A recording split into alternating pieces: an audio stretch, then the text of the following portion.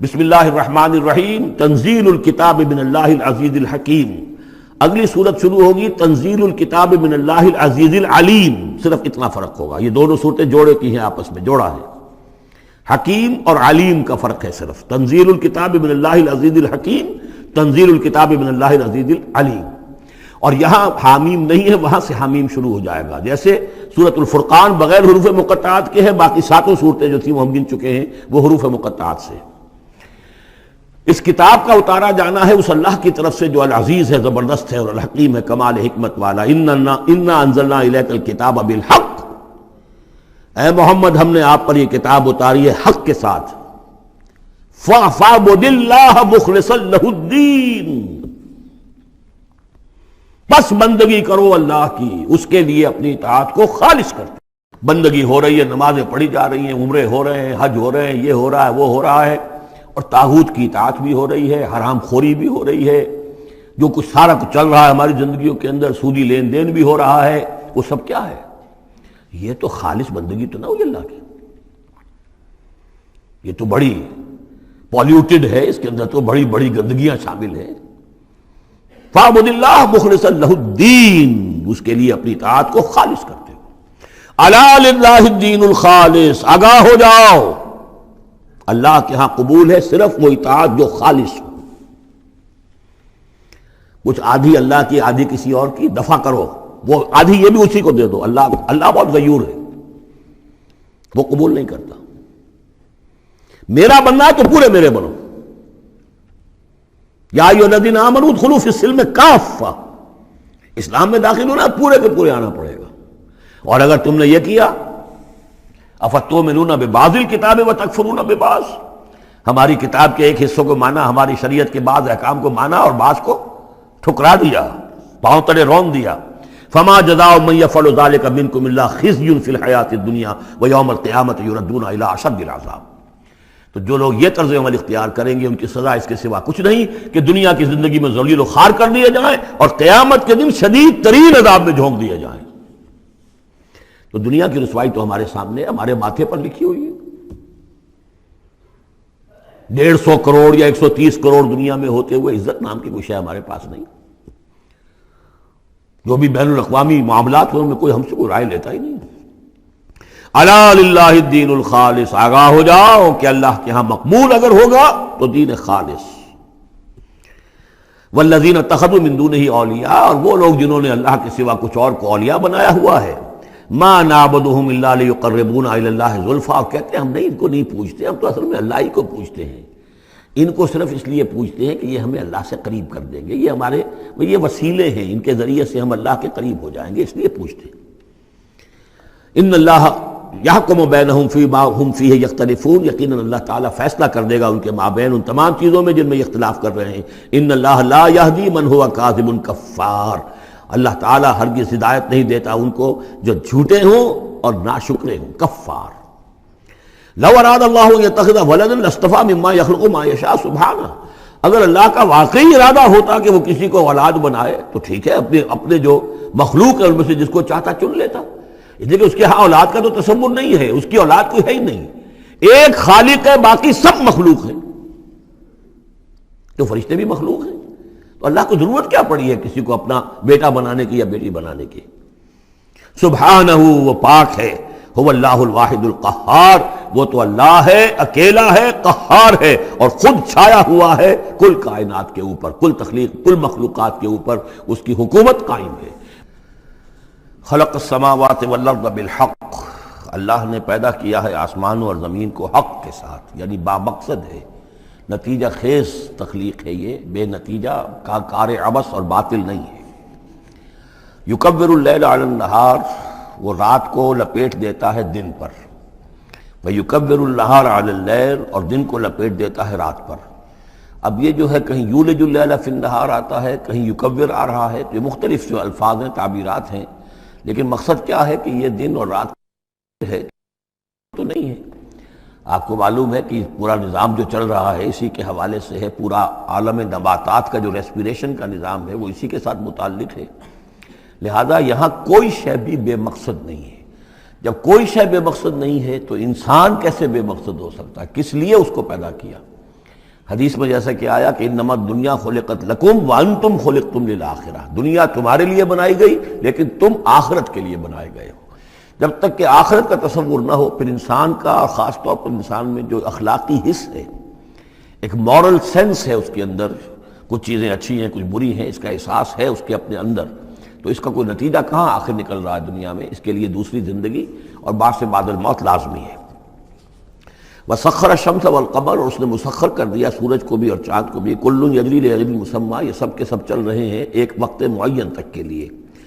الا هو العزیز الغفار، آگاہ ہو جاؤ وہ زبردست ہے اور بخشنے والا ہے۔ خلقکم من نفس واحدۃ ثم جعل منها زوجها، اس نے بنایا ہے تمہیں ایک ہی جان سے، ایک ہی جی سے۔ اب اس کو جو لوگ ایولیوشن کو مانتے ہیں یا سمجھتے ہیں کہ قرآن مجید کے ساتھ اس کے بعض اجزاء کی مطابقت ہے، وہ تعبیر کرتے ہیں کہ ایک ہی، یعنی ابتدا میں جو حیوانات پیدا کیے گئے ہیں، جو لوور اینیملز ہیں بالکل شروع میں، ان میں سیکس نہیں تھا، جیسے کہ امیبا ہے وہ بس دو حصوں میں تقسیم ہو گیا، یہی اس کی اولاد ہو گئی، وہ جو باپ کہہ لیں ماں کہہ لیں وہ ایک ہی ہے۔ اس کے بعد ایسے بھی پیدا ہوئے کہ جن میں ایک ہی جانور میں دونوں سیکس ہیں۔ یہ جو راؤنڈ ورم ہوتا ہے، راؤنڈ ورم جو برسات میں جو نکل آتے ہیں بہت لمبے لمبے سے کیڑے، یہ ہرمفرائٹ ہیں، ان کے اندر میل اور فیمیل آرگنز دونوں ایک کے اندر موجود ہوتے ہیں۔ تو اس طریقے سے رفتہ رفتہ پھر ڈیفرینسیشن ہوئی، میل علیحدہ ہو گیا، فیمیل علیحدہ ہو گئے۔ خلقکم من نفس واحدۃ ثم جعل منها زوجها، اسی جان سے اس کا جوڑا بنایا۔ وانزل لکم من الانعام ثمانیۃ ازواج، اور تمہارے لیے 8 جوڑے اتار دیے تمہارے مویشیوں میں سے۔ عام طور پر عرب میں جو مویشی موجود تھے ان میں سے اونٹ نر اور مادہ، گائے نر اور مادہ، اسی طریقے سے بھیڑ نر اور مادہ، اور بکری نر اور مادہ، یہ جو ہیں ان کے ہاں یہی مویشی تھے۔ ثمانیۃ ازواج یہ سورہ انعام میں بھی آ چکا ہے، وہ ہمیں یاد ہوگا۔ من الابل اثنین ومن البقر اثنین ومن المعز اثنین، یہ وہاں آ چکا ہے۔ یخلقکم فی بطون امہاتکم، اور وہ تمہیں پیدا کرتا ہے تمہاری ماؤں کے پیٹوں میں، خلقن بعد خلق، ایک خلق کے بعد دوسری خلق، تخلیق کے بعد مراحل ہیں اس کے، نطفہ ہے، علقہ ہے، مضغہ ہے، مخلقہ اور غیر مخلقہ، پھر اس کو جو، اور پھر خلقن آخر، ایک اور ہی تخلیق ہے۔ اس پر میں عرض کر چکا ہوں کہ اس موضوع پر ضربہ سلام جو ہے قرآن مجید کا، وہ سورہ مومنون کا پہلا رکوع ہے۔ فی ظلمات ثلاث، یہ ذکر یہاں آیا ہے، 3 پردوں کے اندر تخلیق ہو رہی ہے۔ یعنی ایک پردہ یہ پیٹ کی دیوار ہے، جو مردوں کی بھی دیوار ہے، یہ پیٹ کی ایبڈومینل وال ہے۔ دوسرا پردہ پھر جو یوٹرس ہے، رحم ہے ماں کا، اس کی موٹی دیوار ہے۔ تیسری وہ جھلی ہے جس میں کہ وہ بچہ جو ہے جنین لپٹا ہوا ہوتا ہے۔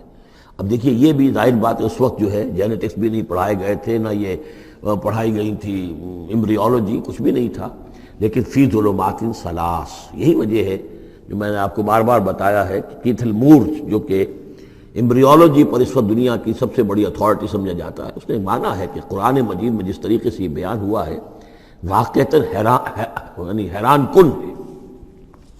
تو 3 پردوں کے اندر اللہ جیسا چاہتا ہے بنا رہا ہے، اس کا منہ قلم تو اللہ ہی کا نا، شکل بنا رہا ہے اس کی جو بھی کر رہا ہے، اب ہم اس کو تشبیہ تو نہیں دے سکتے، لیکن اللہ بنا رہا ہے۔ یخلقکم فی بطون امہاتکم، وہ بناتا ہے، تخلیق کرتا ہے تمہاری ماؤں کے پیٹوں میں، خلقن بعد خلقن، ایک طرح سے دوسری طرح، ایک درجے کے بعد دوسرا درجہ، فی ظلمات ثلاث، 3 اندھیروں میں۔ ذالکم اللہ ربکم، وہ ہے اللہ تمہارا رب، لہ الملک، بادشاہی بھی اسی کی ہے، لا الہ الا هو فانا تصرفون، اس کے سوا کوئی معبود نہیں ہے، تو کدھر پھرائے جا رہے ہو۔ ان تکفروا فإن اللہ غنی عنکم، اگر تم کفران نعمت کرتے ہو، کفر کرتے ہو، تو اللہ غنی ہے، اسے تمہاری کوئی ضرورت نہیں ہے، احتیاج نہیں ہے، یہ نہ سمجھو کہ اس کی سلطنت میں کوئی کمی آ جائے گی۔ ولا یرضی لعبادہ الکفر، لیکن وہ اپنے بندوں سے کفر پر راضی نہیں ہے، اختیار تو اس نے دیا ہے، اما شاکرا و اما کفورا، چاہو تو شکر گزار بندے بنو، چاہو کفران نعمت کے روش اختیار کر لو، چوائس از یورس، لیکن یہ جان لو اللہ راضی نہیں ہے کفر پر، راضی وہ ہوتا ہے وَإِن تَشْكُرُوا يَرْضَهُ لَكُمْ، اگر تم اس کا شکر کرو، اس کی تعریف کرو، اس کی بندگی کرو، پھر وہ تم سے راضی ہوگا۔ وَلَا تَزِرُ وَازِرَةٌ وِزْرَ أُخْرَىٰ، اور نہیں اٹھائے گی کوئی اٹھانے والی جان کسی دوسری جان کے بوجھ کو۔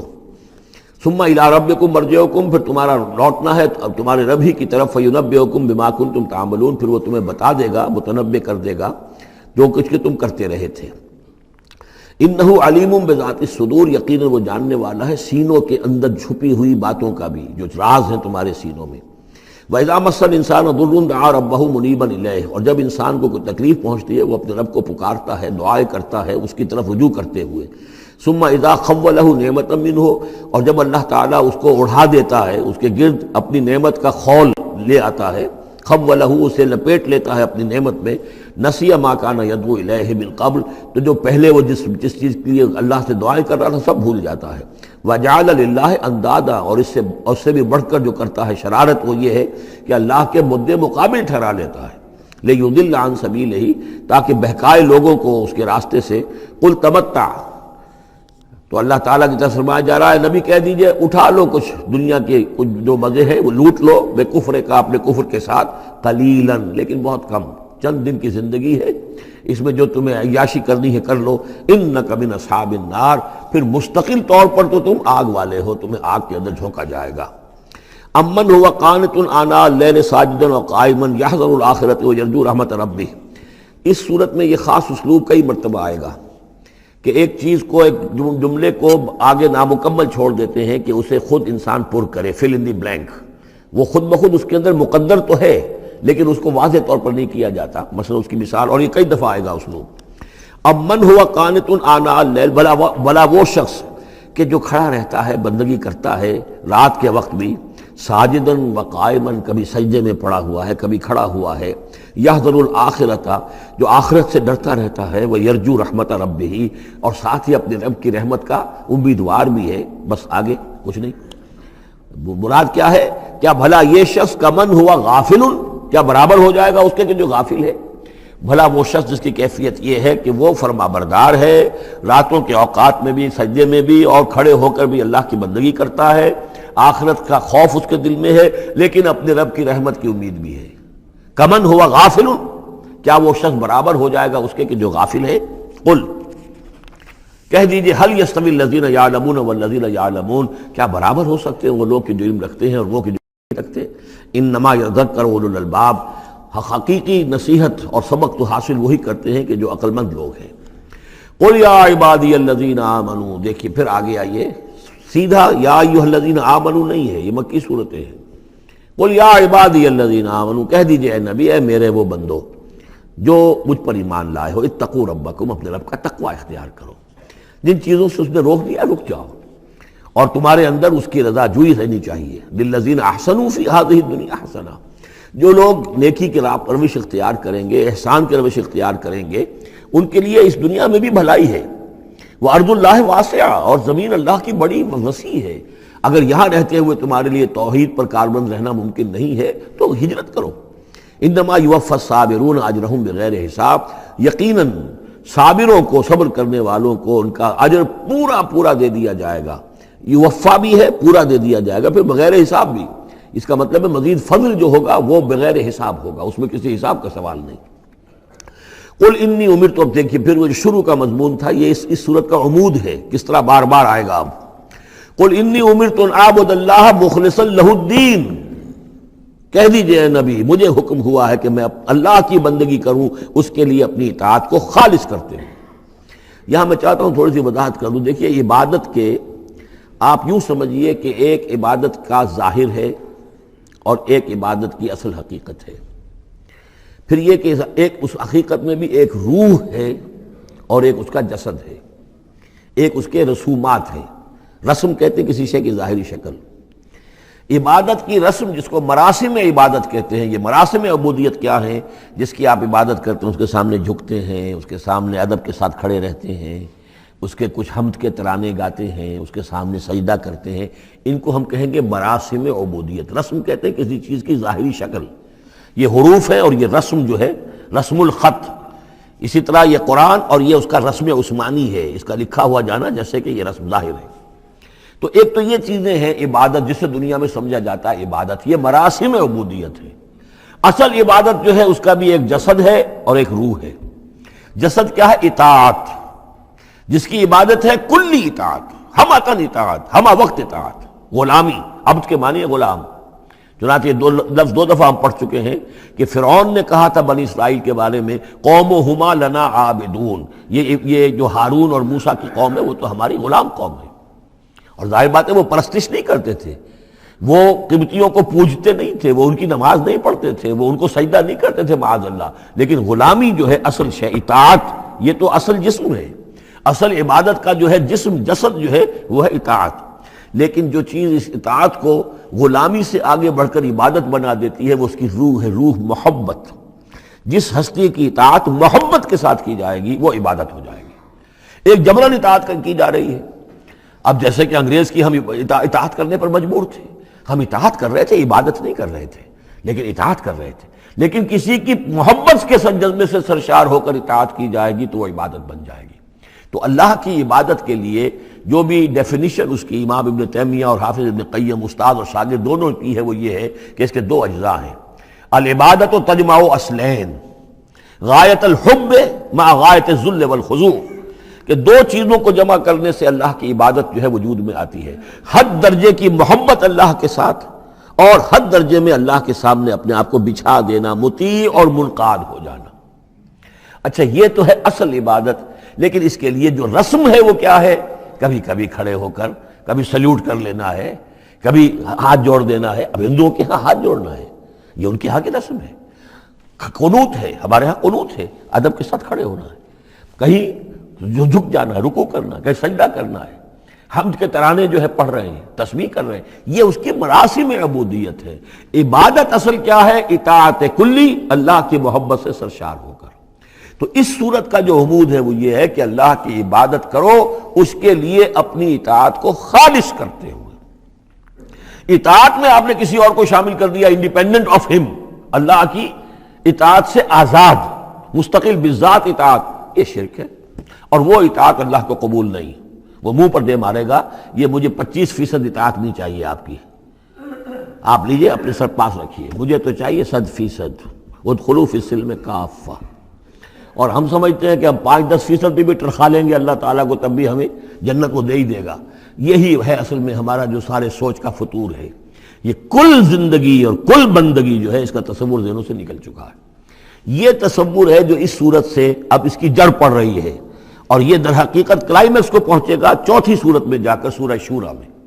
تو دیکھیے پھر آ گیا قل انی امرت ان اعبد اللہ مخلصا لہ الدین، کہہ دیجئے مجھے تو حکم ہوا کہ میں اللہ کی بندگی کروں اس کے لیے اپنی اطاعت کو خالص کرتے ہوئے.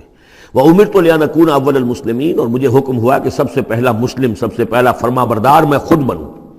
یہ نہیں ہے کہ میں تمہیں فرما برداری کی دعوت دے رہا ہوں خود جو ہے میں اللہ کی نافرمانی کروں، یہ نہیں. قل انی اخاف ان عصیت ربی عذاب یوم عظیم، کہہ دیجئے مجھے تو خود اندیشہ ہے اگر میں اپنے رب کی نافرمانی کروں تو ایک بڑے دن کا عذاب مجھے آ پکڑے گا. میں اپنے آپ کو مستثنیٰ نہیں سمجھتا، میں بھی بندہ ہوں. اگر میں معصیت کروں، اگر میں اپنے رب کی نافرمانی کروں، ظاہر بات ہے کہ یہ جو ہے اگر بہت بڑا اگر ہے، ظاہر اس کے حضور کا امکان نہیں، حضور کے لیے سمجھانے کے لیے ان لوگوں کو بتایا جا رہا ہے. قل اللہ اعبد مخلصا لہ دینی، پھر وہی. حالانکہ دیکھیے ایک بات ہے کہ ایک ہی اسلوب کو بار بار تکرار سے لانا عام ہماری دنیا میں جو ہماری نگارش کے اور جو بھی یعنی تصنیف و تعریف کے اصول ہیں اس کو عیب سمجھا جاتا ہے کہ یہ تو تصنیف و تعریف کا عیب ہے، ایک ہی اسلوب کو آپ تکرار میں لا رہے ہیں. یہ تو کمال اللہ کا ہے فصاحت و بلاغت کا کہ وہ لا رہا ہے اس کو بار بار، اور پھر کوئی بھاری نہیں گزرتا بلکہ یہ کہ اس کے اندر اس کے اور حسن بڑھ رہا ہے. لیکن یہ کہ اس تکرار سے جو ایمفیسس ہے اس کو سمجھیے کہ یہ اسلوب بار بار کیوں آ رہا ہے. پہلی آیت یہ تھی تنزیل الکتاب من اللہ العزیز الحکیم انا انزلنا الیک الکتاب بالحق فاعبد اللہ مخلصا لہ الدین الا للہ الدین الخالص. اور اس کے بعد اب آپ نے یہاں دیکھا آیت نمبر 11 قل انی امرت ان اعبد اللہ مخلصا لہ الدین، اور پھر آیت نمبر 14 قل اللہ اعبد مخلصا لہ الدین، کہہ دیجئے میں تو اللہ ہی کی بندگی کرتا ہوں اس کے لیے اپنی اطاعت کو خالص کرتے ہوئے. فاعبدوا ما شئتم من دونہ، تو اس کے سوا تم جس کو چاہو پوجو، تمہاری مرضی ہے. قل ان الخاسرین الذین خسروا انفسهم، کہہ دیجئے کہ اصل میں تو گھاٹے میں اور نقصان میں اور بربادی میں تو وہی ہوں گے جنہوں نے اپنے آپ کو واہلیہم اور اپنے گھر والوں کو، اپنے اہل و عیال کو خسارے میں ڈالا یوم القیامہ، قیامت کے دن. یہاں تو حلوے مانڈے کھلائے، پراٹھے انڈوں کے ناشتے کرائے، لیکن جھونک رہے انہیں جہنم کے اندر. تو تم ان کے ساتھ خیر خائی کر رہے ہو یا بدخائی کر رہے ہو؟ خود بھی سارے سیدھے جا رہے ہو جہنم کے اندر اور لے کر جا رہے ہو اہل و عیال کو جہنم کے اندر حرام خوری کر کے. تو یہ ان کی محبت ہے یا ان کی دشمنی ہے؟ قل ان الخاسرین الذین خسروا انفسهم واہلیہم یوم القیامہ. قیامت کے دن جنہوں نے خسارے میں ڈال دیا اپنے آپ کو اور اپنے اہل عیال کو، جیسے کہ ہم آگے چل کر پڑھیں گے سورہ تحریم میں، یا ایھا الذین آمنوا قوا انفسکم واہلیکم نارا، اے ایمان والو بچاؤ اپنے آپ کو اور اپنے اہل و عیال کو آگ سے، جہنم کی آگ سے. لیکن جن لوگوں نے اپنے آپ کو آگ کا مستحق بنا لیا اپنے اہل و عیال کو، ان سے بڑا گھاٹے میں کون ہوگا؟ الا ذالک هو الخسران المبین. آگاہ ہو جاؤ، یہ تو کھلی گمراہی ہے اور کھلا گھاٹا ہے اور نقصان ہے. لہم من فوقہم ظلل من النار، ان کے لیے ہوں گے ان کے اوپر سے بھی بادل ہوں گے تہ بر تہ، ظلل آگ کے، ومن تحتہم ظلل، اور ان کے نیچے بھی آگ کے بھبکے ہوں گے اور وہ بھی تہ بر تہ ہوں گے. ذالک یخوف اللہ بہ عبادہ، یہ ہے وہ شے کہ جس سے اللہ ڈرا رہا ہے اپنے بندوں کو. یا عباد فتقون، اے میرے بندوں پس ڈرو، بچو، اس آگ سے اپنے آپ کو بچانے کی کوشش کرو. والذین اجتنبوا الطاغوت ان یعبدوها، اور وہ لوگ کہ جنہوں نے طاغوت کا انکار کیا، ان سے کنارہ کشی کر لی، ان کی بندگی نہیں کی. اور یہ طاغوت کا سورہ بقرہ سے پڑھتے ہوئے آ رہے ہیں، فمن یکفر بالطاغوت ویؤمن باللہ فقد استمسک بالعروۃ الوثقی. جو بھی اللہ کی اطاعت سے سرتابی کر رہا ہے وہ طاغوت ہے. طغا کسے کہتے ہیں؟ طغیانی. دریا اپنی حد میں بہ رہا ہے، کیا خوبصورت منظر ہے، اور وہ حد سے باہر نکلا، طغیانی آ گئی. یہ انسان اللہ کی بندگی کی حد میں رہے، بہت اچھا ہے، اللہ کا خلیفہ ہے، اشرف المخلوقات ہے، اور بڑھ گیا آگے اور اللہ کی حدود کے اندر داخل ہو گیا، اپنے نفس کو بنا لیا مطاع یا کسی اور کو بنا لیا مطاع، خود حاکم بن بیٹھا یا کسی اور کی حاکمیت کا قائل ہو گیا اللہ سے آزاد ہو کر. تباہی ہے، بربادی، وہ طاغوت ہے.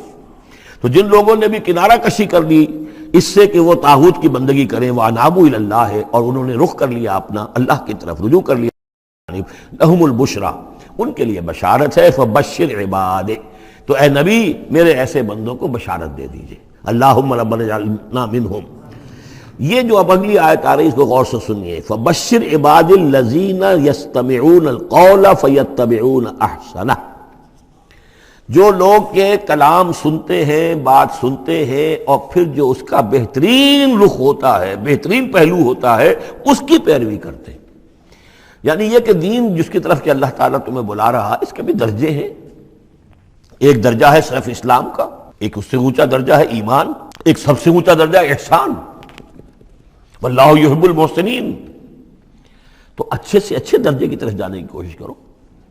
ہمارا معاملہ کیا ہے؟ دنیا میں تو ہم سمجھتے ہیں کہ اچھی سے اچھی، بہتر سے بہتر ہے، جستجو کہ خوب سے ہے خوب تر کہاں.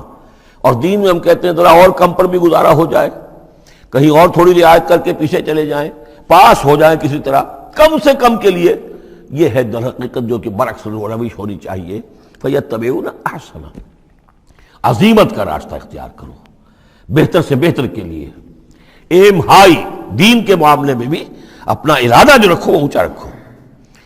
تو یستمعون القول، جو بات سنتے ہیں، فیتبعون احسنہ، جو اس کی احسن ترین پھر اس کے اندر جو پہلو ہے اس کا اتباع کرتے ہیں. اولئک الذین ہداہم اللہ، یہ ہیں وہ لوگ جنہیں اللہ نے ہدایت دی ہے. واولئک هم اولو الالباب، اور یہی وہ لوگ ہیں کہ جو اولو الالباب ہیں، ہوش مند ہیں، عقل مند ہیں. افمن حق علیہ کلمۃ العذاب، اور یہاں پھر وہی آ گیا، بھلا وہ شخص کہ جو مستحق ہو چکا ہے، جس پر لاگو ہو چکی ہے عذاب کی بات، یعنی جو مستحق ہو گیا عذاب کا، اس کے بعد کیا پھر چھوڑ دیا گیا. کمن ہوا فی الجنہ، کیا وہ برابر ہو جائے گا اس شخص کے کہ جو جنت میں جانے والا ہے؟ یہ گویا کہ یہاں پر محذوف ہے. افانت تلقن من فی النار، تو اے نبی کیا آپ اس کو نکال سکیں گے آگ سے؟ اس کے اوپر تو اللہ کی طرف سے وہ قانون عائد ہو گیا، دفعہ لگ چکی. جیسے آپ کہتے ہیں اس پر تو دفعہ 302 لگ گئی، تو جن لوگوں پر وہ دفعہ لگ چکی ہے اللہ تعالیٰ کی طرف سے کہ یہ لوگ اس مقام کو پہنچ گئے پوائنٹ آف نو ریٹرن کو، کہ اب ان کے دلوں پر مہر کر دی گئی، اب یہ ایمان نہیں لائیں گے، تو ان کو اے نبی آپ ان کو اب آگ سے نکال نہیں سکتے. لیکن الذین اتقوا ربہم، لیکن وہ لوگ کہ جو لوگ اللہ کا تقوی اختیار کریں گے، لہم غرف من فوقہا غرف مبنیہ، ان کے لیے تو بالا خانے ہوں گے، ان کے اوپر اور بالا خانے ہوں گے ایک دوسرے کے اوپر. اللہ تعالیٰ جنت کے اسکائی اسکریپرز دے گا، جیسے کہ آج آپ دیکھتے ہیں 102 منزلیں اور 110 منزلیں چلی جا رہی ہیں. تو غرف من فوقہا غرف، بالا خانے اور بالا خانوں پر بالا خانے. مبنیہ جو چنے ہوئے ہوں گے ایک دوسرے کے اوپر، تجری من تحت الانہار، ان کے دامن میں ندیاں بہتی ہوں گی۔ وعد اللہ، یہ اللہ کا وعدہ ہے جو ہو چکا، لا یخلف اللہ المیعاد، اللہ تعالیٰ اپنے وعدے کی خلاف ورزی نہیں کرتا۔ الم تر ان اللہ انزل من السماء ماء، کیا تم نے دیکھا نہیں کہ اللہ نے اتارا آسمان سے پانی، فسلکہ ینابیع فی الارض، پھر اس کو چلا دیا چشموں کی شکل میں زمین میں، ثم یخرج بہ زرعا، پھر انہی کے ذریعے سے نکالتا ہے، اس کے ذریعے سے نکالتا ہے وہ کھیتی کو، مختلف الوانہ، جس کے رنگ ہیں مختلف، ثم یہیج، پھر وہ کھیتی جو ہے تیار ہو جاتی ہے، بڑی اس کے شان و شوکت ہوتی ہے، فتراہ مصفرا، پھر دیکھتے ہو کہ وہ زردی مائل ہو گئی، ثم یجعلہ حطاما، پھر وہ کھیتی کٹ گئی اور اب یوں سمجھیے کہ وہاں خاک اڑ رہی ہے، یا یہ کہ توڑی کے کوئی تنکے کہیں کہیں پڑے ہوئے نظر آ جائیں گے، چورا ہو گئی۔ ان فی ذلک لذکر لأولی الالباب، اسی کے اندر ہے یاد دہانی اور سبق ہوش مند لوگوں کے لیے کہ یہی معاملہ تمہارا ہے۔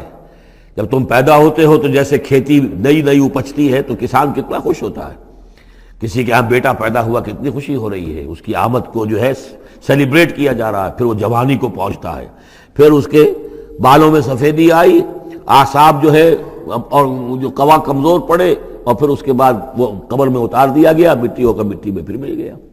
تو یہ life cycle, human life cycle, بس یہ ہے کہ یہ 50 60 30 40 برس کا ہے، وہ چند مہینے کے اندر اندر سب کچھ ہو جاتا ہے، سائیکل وہی ہے، وہ بھی لائف ہے، یہ بھی لائف ہے، the plant life and animal life. Biology کی یہ دو شاخیں ہیں، باٹنی ہے تو biology, life the science of life, اس کے دو حصے ہیں، باٹنی ہے، زوالوجی ہے، حیوانات کی لائف اور نباتات کی لائف۔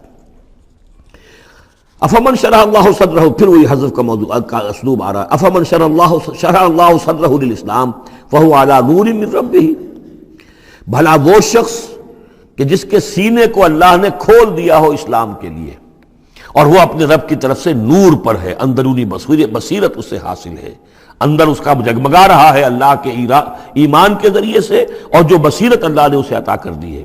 اب پھر آگے اس کو چھوڑ دیا گیا، کیا مطلب ہے؟ افمن شرح اللہ صدرہ للاسلام فہو علی نور من ربہ، جو اپنے رب کی طرف سے نور کے پر ہے، کمن ہوا فی الظلمات، کیا وہ اس شخص کے مانند ہو جائے گا جو اندھیروں میں بھٹک رہا ہے؟ لیکن نہیں، اس کو یہاں درج نہیں کیا۔ فویل للقاسیۃ قلوبہم، تو ہلاکت اور بربادی ہے ان لوگوں کی جن کے دل سخت ہو چکے ہیں من ذکر اللہ کے ذکر سے، یعنی اتنے سخت ہو چکے ہیں کہ ان میں گداز ہی نہیں ہے، ان میں اللہ کے لیے کوئی شوق ہی نہیں ہے، اللہ کو یاد کرنے کا کوئی ذوق ہی نہیں ہے، ان کے دل سخت ہو چکے ہیں، ان کے لیے ہلاکت اور بربادی ہے۔ اولئک فی ضلال مبین، یقیناً یہ لوگ ہیں کھلی گمراہی میں بھٹکے ہوئے ہیں۔ اللہ نزل احسن الحدیث کتابا متشابہا، اللہ نے اتاری ہے بہترین حدیث۔ اصل میں ہمارے ہاں یہ لفظ حدیث جو ہے اس کے ایک ہی معنی لوگوں کو معلوم ہے، حدیث قرآن ہے، حدیث ہے، حدیث سے مراد ہے حدیث رسول صلی اللہ علیہ وسلم۔ قرآن مجید میں کہیں حدیث کا لفظ حدیث رسول کے لیے نہیں آیا، ویسے حدیث کا لفظ صحیح ہے، حدیث رسول ہے، وہ اس میں کوئی شک نہیں، لیکن ہمیں جاننا چاہیے قرآن کی اصطلاح کیا ہے۔ بہترین حدیث قرآن ہے، فَبِأَيِّ حَدِيثٍ بَعْدَهُ يُؤْمِنُونَ، اس قرآن کی جیسی حدیث کے آنے کے بعد اب اور کس چیز پر ایمان لائیں گے؟ تو یہاں پر بھی لفظ حدیث آ رہا ہے، اللہ کا کلام ہے یہ، تو اللہ نزل احسن الحدیث، اللہ نے بہترین بات نازل فرمائی ہے، بہترین کلام نازل فرمایا ہے، کتاباً، کتاب کی صورت میں، متشابہاً، اس کے مضامین بہت متشابہ ہیں۔ اب جیسے ہم دیکھ چکے ہیں کہ 7 جگہ تو قصہ آدم و ابلیس آ رہا ہے، حالانکہ اس میں ہر جگہ کوئی نہ کوئی نئی بات ہے، کچھ نہ کوئی فرق ہے، لیکن یہ کہ 7 جگہ آ رہا ہے، مشابہ تو ہے نا۔ قرآن کو جو شخص پڑھ رہا ہے اگر ایک ہفتے میں وہ ختم کرتا ہے تو گویا کہ ہر ہفتے اسے کہیں نہ کہیں وہ آدم و ابلیس کا تذکرہ جو ہے وہ مل جائے گا ہر روز میں۔ تو اس طریقے سے یہ کہ جو اہم مضامین ہیں وہ قرآن مجید میں اس طریقے سے لائے گئے ہیں کہ صورتیں مشابہ ہیں، صورتوں کے جوڑے ہیں، مثانیہ دہرائی ہوئی یا جوڑوں کی شکل میں دونوں معنی ہو سکتی ہیں اس کی۔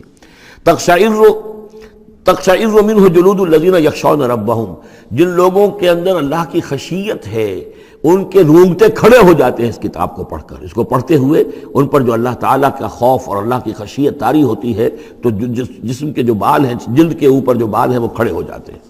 ثم تلین جلودہم وقلوبہم الی ذکر اللہ، پھر اس کے بعد ان کی کھالیں بھی اور ان کے دل بھی اللہ کی یاد میں نرم پڑ جاتے ہیں۔ ذالک ھدی اللہ یہدی بہ من یشاء، یہ اللہ کی ہدایت ہے جو وہ دیتا ہے جس کو چاہتا ہے، ومن یضلل اللہ فما لہ من ہاد، اور جس کی گمراہی پر اللہ تعالیٰ کی طرف سے مہر ثبت ہو چکی پھر اس کے لیے کوئی ہدایت دینے والا نہیں۔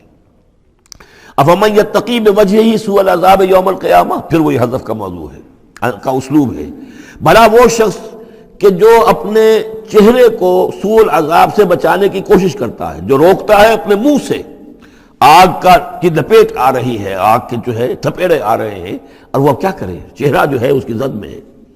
افمن یتقی بوجہہ، اپنے چہرے سے روکتا ہے سوء العذاب، عذاب کو، یوم القیامہ، قیامت کے دن، تو کیا بھلا وہ شخص اس کے برابر ہو جائے گا جو روح و ریحان و جنت نعیم کے اندر ہے؟ برابر تو نہیں ہوگے۔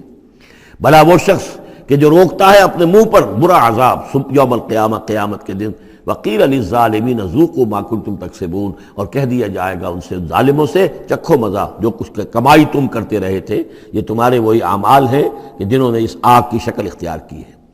کذب الذین من قبلہم، اے نبی جھٹلایا انہوں نے بھی جو ان سے پہلے تھے، فَأَتَاهُمُ الْعَذَابُ مِنْ حَيْثُ لَا يَشْعُرُونَ، تو ان پر آ دھمکا عذاب وہاں سے جہاں سے انہیں گمان تک نہیں تھا۔ فَأَذَاقَهُمُ اللَّهُ الْخِزْيَ فِي الْحَيَاةِ الدُّنْيَا، تو اللہ تعالیٰ نے دنیا کی زندگی میں انہیں رسوائی کا مزہ چکھا دیا۔ وَلَعَذَابُ الْآخِرَةِ أَكْبَرُ، آخرت کا عذاب بہت بڑا ہے۔ لَوْ كَانُوا يَعْلَمُونَ، کاش کہ انہیں معلوم ہوتا ہے۔ وَلَقَدْ ضَرَبْنَا لِلنَّاسِ فِي هَذَا الْقُرْآنِ مِنْ كُلِّ مَثَلٍ، اور ہم نے تو انسانوں کے لیے اس قرآن میں تمام مثالیں بیان کر دی ہیں، ہر طریقے سے بات کو کھول دیا ہے، کتنے ہی اسلوب ہم نے اختیار کر لیے ہیں، کتنی ہی ترتیب سے بات بتا دی ہے، لعلہم یتذکرون، شاید کہ وہ دھیان کریں، تاکہ وہ کریں، سبق حاصل کریں۔ قرآن عربی غیر ذی عوج، اور ہم نے اس کو بنا دیا ہے قرآن عربی، فصیح اور بلیغ عربی زبان میں یہ قرآن ہم نے اتارا ہے، غیر ذی عوج، اس میں کہیں بھی کوئی ٹیڑھ نہیں ہے، کوئی کجی نہیں ہے، سلیس ہے، اس میں کہیں پہیلیاں اور بجھارتیں نہیں بجھوائی گئی ہیں۔ اس میں جو ہے بعض اوقات ہوتے ہیں کچھ لوگ جو ہیں اپنے علم کا دھونس جمانے کے لیے ثقیل الفاظ استعمال کریں گے خاص طور پر، وہ نہیں، اللہ تعالیٰ تو بڑی سلیس زبان کے اندر، وَلَقَدْ يَسَّرْنَا الْقُرْآنَ لِلذِّكْرِ فَهَلْ مِن مُدَّكِرٍ، ہم نے تو آسان بنایا قرآن کو ذکر کے لیے، تو ہے کوئی جو اس سے ذکر حاصل کرے۔ قرآن عربی غیر ذی عوج لعلہم یتقون، شاید کہ وہ تقوی کی روش اختیار کریں۔ ضرب اللہ مثلا رجلا فیہ متشاکسون ورجلا سلما لرجل هل یستویان مثلا الحمد للہ بل اکثرهم لا یعلمون۔ اب یہ توحید عملی کے لیے ایک تمثیل دی جا رہی ہے۔ اللہ نے ایک مثال بیان فرمائی ہے ایک شخص کی، ایک ایسا غلام ہے جس کے کئی آقا ہیں، چار آدمیوں نے مل کر خرید لیا ایک غلام، اب وہ غلام چار کا غلام ہے، چار اس کے آقا ہیں۔ اب آپ اندازہ کیجئے کہ اس کی جان کس مصیبت میں آئے گی، ایک آقا کچھ کہہ رہا ہے، دوسرا کچھ کہہ رہا ہے، ایک باس جو ہے وہ کچھ کہہ رہا ہے، دوسرا باس کچھ اور کہہ رہا ہے۔ یہ جو ایڈمنسٹریشن کا اور مینجمنٹ کے جو اصول ہیں، تو اس میں جو سیدھی لائن جب تک نہ ہو اس سے تو سارا فساد بن جاتا ہے۔ اب وہ جو بیچارہ غلام ہے جسے چار آقاؤں کو خوش کرنا ہے، اس کی تو جان ہر وزیر کے اندر ہے۔ وَرَجُلًا سَلَمًا لِرَجُلٍ، اور ایک شخص ہے جو پورا کا پورا ایک شخص کا غلام ہے۔ تو ایک آقا کو راضی کر لینا، اس کی خدمت کرنا، اس کو مطمئن کرنا کتنا آسان ہے، جبکہ ایک سے زائد آقاؤں کو مطمئن کرنا اور خوش رکھنا اور ان کی خدمت کا حق ادا کرنا بہت مشکل ہے۔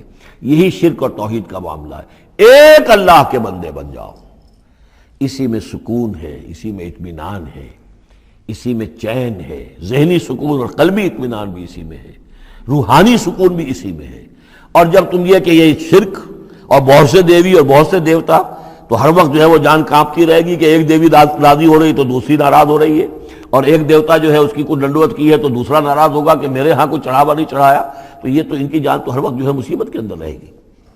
ضرب اللہ مثلا رجلا فیہ شرکاء متشاکسون، اور وہ شریک جو ہے اس کے آقا وہ زندی بھی ہیں، ایک دوسرے کے ساتھ اراد رکھنے والے بھی ہیں، تو اس کا کیا حال ہوگا اس غلام کا جو ان چار آقاؤں کا غلام ہے۔ وَرَجُلًا سَلَمًا لِرَجُلٍ، اور ایک جو غلام وہ ہے، ایک شخص وہ ہے کہ جو ایک ہی آدمی کا غلام ہے۔ هل يستویان مثلا، کیا یہ برابر ہو سکتے ہیں مثال میں؟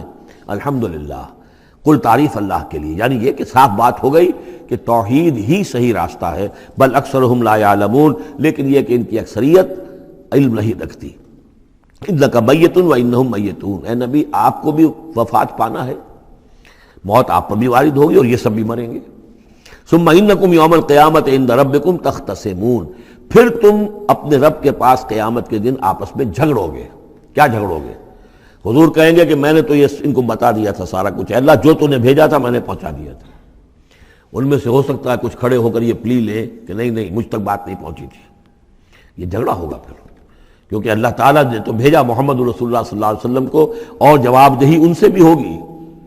سورہ اعراف کی آیت نمبر 6 بڑے اہم آیات میں سے ہے وہ قرآن مجید کے، فَلَنَسْأَلَنَّ الَّذِينَ أُرْسِلَ إِلَيْهِمْ وَلَنَسْأَلَنَّ الْمُرْسَلِينَ، ہم ان سے بھی پوچھیں گے جن کے طرف رسولوں کو بھیجا، اور ان سے بھی پوچھیں گے جنہیں رسول بنا کر بھیجا۔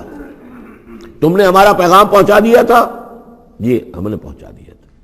اسی لیے حضور نے گواہی دے دی تھی حجۃ الوداع میں، الا هل بلغت، لوگوں میں نے پہنچا دیا کہ نہیں؟ اور پورے مجمع نے کہا انا نشہد انک قد بلغت وادیت ونصحت، ہاں حضور ہم گواہ ہیں، آپ نے حق تبلیغ ادا کر دیا، حق خیرخواہی ادا کر دیا، اور آپ نے حق امانت ادا کر دیا۔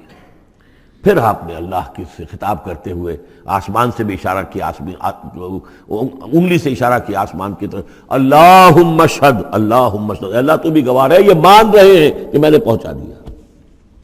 پھر آپ نے فرمایا فَلْيُبَلِّغِ الشَّاهِدُ الْغَائِبَ، اب میں نے تو تمہیں پہنچا دیا ہے، تمہارا فرض ہے کہ تم پہنچاؤ ان کو جو یہاں موجود نہیں ہے۔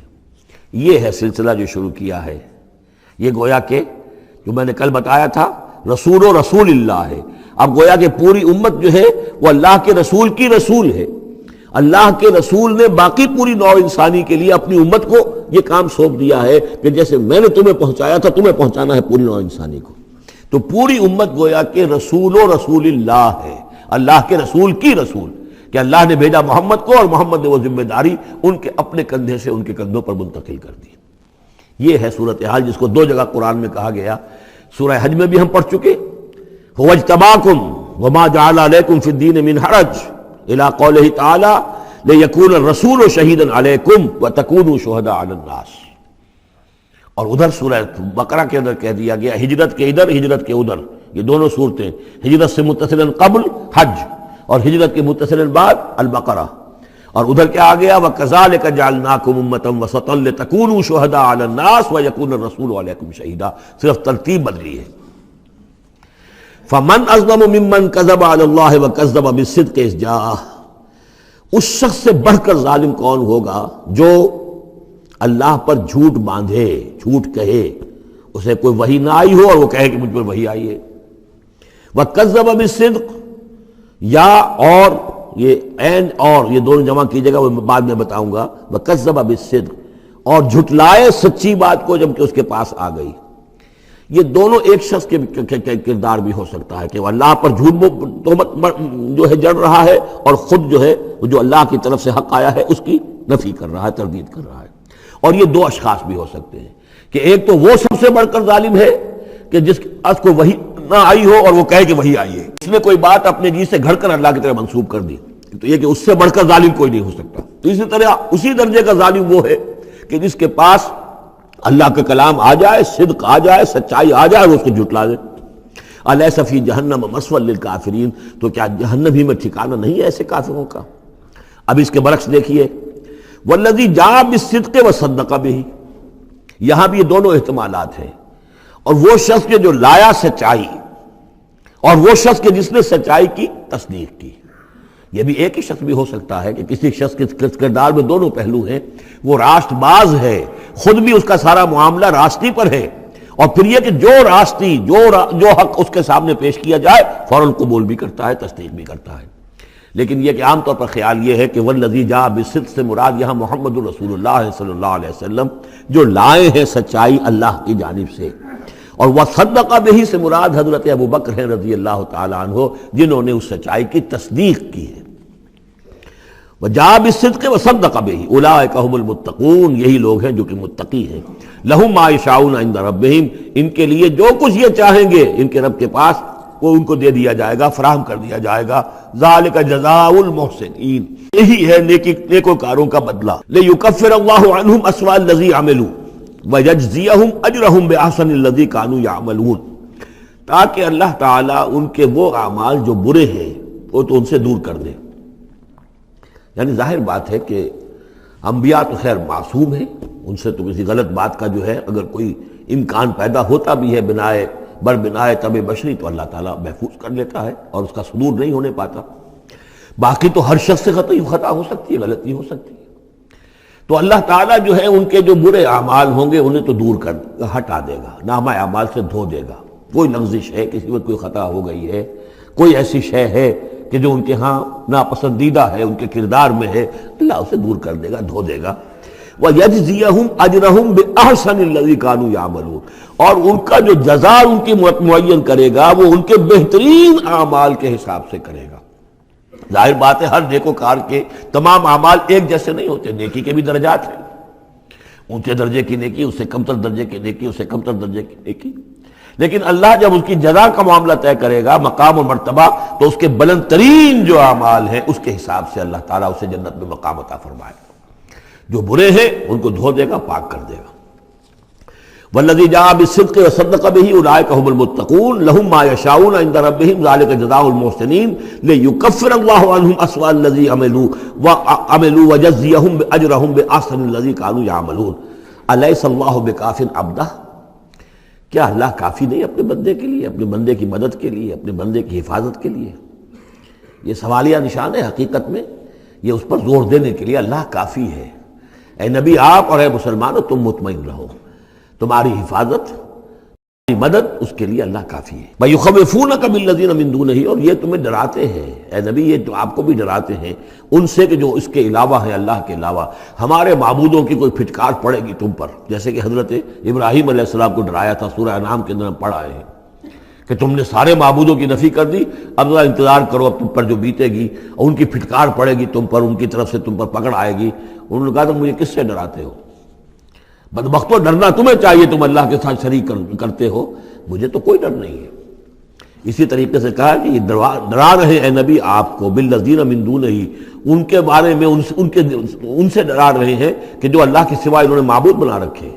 وَمَن يُضْلِلِ اللَّهُ فَمَا لَهُ مِنْ هَادٍ، اور جس کو اللہ تعالیٰ گمراہ کر دے، جس کی گمراہی کے اوپر مہر لگا دے، پھر اس کے لیے کوئی ہدایت دینے والا نہیں. وَمَن يَهْدِ اللَّهُ فَمَا لَهُ مِن مُضِلٍّ، اور جس کو اللہ ہدایت دے دے پھر اسے گمراہ کرنے والا کوئی نہیں. أَلَيْسَ اللَّهُ بِعَزِيزٍ ذِي انتقام، تو کیا اللہ تعالیٰ زبردست نہیں ہے، انتقام لینے والا. وَلَئِن سَأَلْتَهُم مَّنْ خَلَقَ السَّمَاوَاتِ وَالْأَرْضَ لَيَقُولُنَّ اللَّهُ، اور جب یہ آپ ان سے اگر پوچھیں گے کس نے پیدا کیا آسمانوں اور زمین کو، وہ کہیں گے اللہ نے. قُلْ أَفَرَأَيْتُم مَّا تَدْعُونَ مِن دُونِ اللَّهِ إِنْ أَرَادَنِيَ اللَّهُ بِضُرٍّ هَلْ هُنَّ كَاشِفَاتُ ضُرِّهِ. تو اے نبی ان سے کہیے تو ذرا غور کرو، جن کو تم پکارتے ہو اللہ کے سوا، اگر اللہ نے میرے لیے کسی تکلیف کا فیصلہ کر لیا ہو تو کیا وہ تمہارے معبود میری اس تکلیف کو دور کر سکیں گے؟ دیکھیے ظاہر بات ہے وہ بھی مانتے تھے کہ بڑا اللہ تو وہی ہے اللہ، یہ چھوٹے ہیں، تو بڑے کا حکم چلے گا کہ چھوٹے کا چلے گا؟ اگر اللہ نے فیصلہ کر لیا ہو میری تکلیف کا، میرے لیے کسی ضرر کا، تو کیا یہ تمہارے معبود تمہارے اپنے عقیدے کے مطابق جو بات ہے اس سے سوچو کہ کیا وہ اس کو اللہ کے فیصلے کے آڑے آ سکتے ہیں؟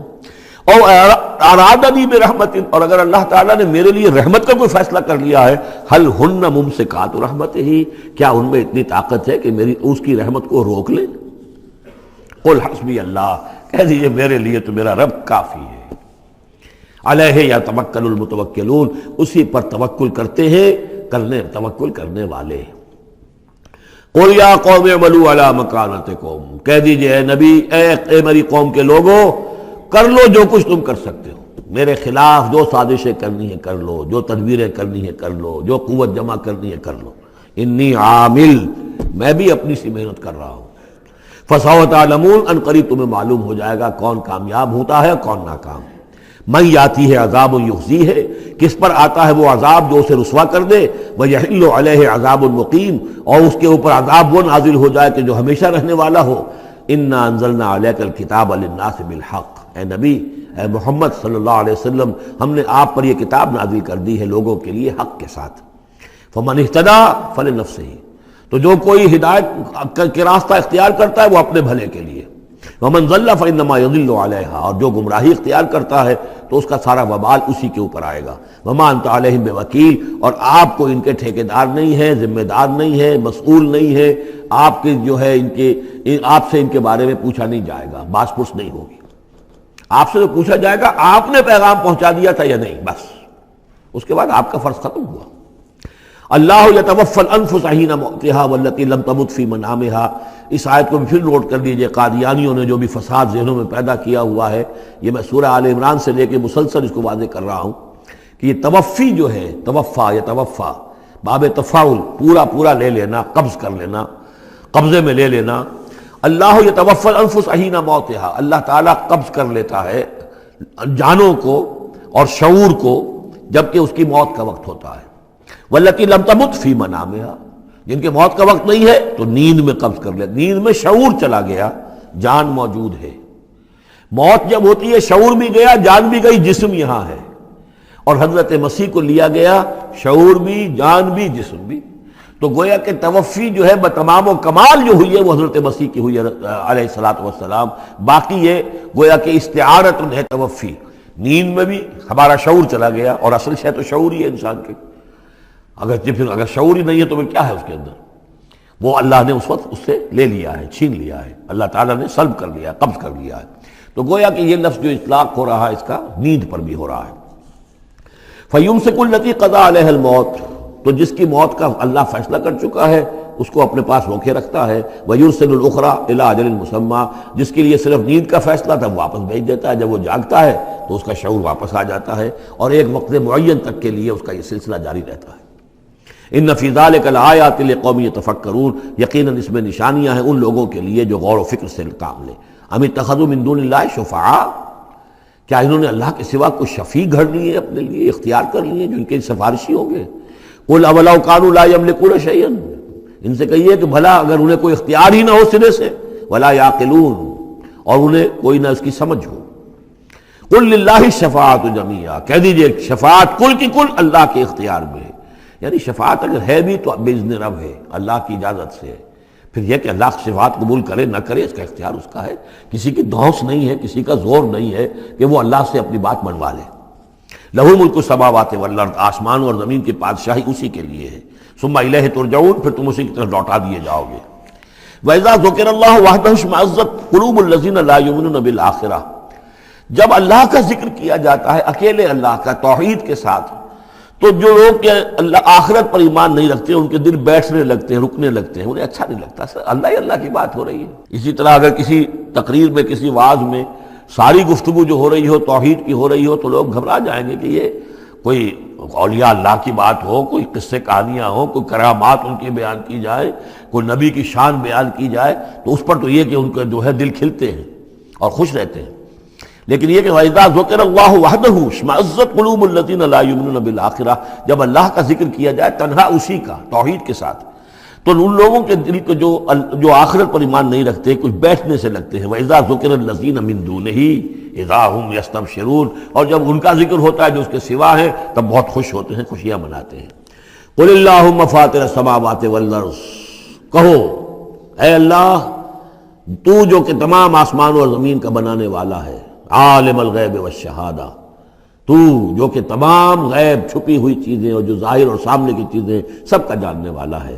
انت تحکم بین عبادک فی ما کانوا فیہ یختلفون، یقیناً تو فیصلہ کرے گا اپنے بندوں کے مابین ان تمام چیزوں میں جن میں وہ اختلاف کرتے رہے تھے. وَلَوْ أَنَّ لِلَّذِينَ ظَلَمُوا مَا فِي الْأَرْضِ جَمِيعًا، اور اگر ان کافروں اور ظالموں کے پاس جو بھی کچھ زمین میں ہے ساری دولت ہوتی، وَمِثْلَهُ مَعَهُ، اور اس جتنی اور بھی ہوتی، لَافْتَدَوْا بِهِ مِنْ سُوءِ الْعَذَابِ يَوْمَ الْقِيَامَةِ، تو قیامت کے دن اس برے عذاب سے، عذاب کی برائی سے بچنے کے لیے وہ سارا فدیہ میں دے رہے تھے. یہاں تو آپ کو معلوم ہے کہ جان پر بنی ہو تو ایک گھونٹ پانی کے لیے انسان سب کچھ دینے کو تیار ہو جائے گا، بادشاہ دے دے گا. وہ تو دنیا میں دیکھا جا سکتا ہے، پیاس سے آدمی مر رہا ہو تو ایک گھونٹ پانی کے لیے وہ کیا نہیں دے دے گا. تو قیامت کے دن بھی فرمایا کہ اگر ان کے پاس پوری دنیا کی دولت ہو، اتنی ہی اور بھی ہو، تو یہ سب دے کر چاہیں گے کسی طرح اس جہنم کے عذاب سے ہمیں بچا لیا جائے.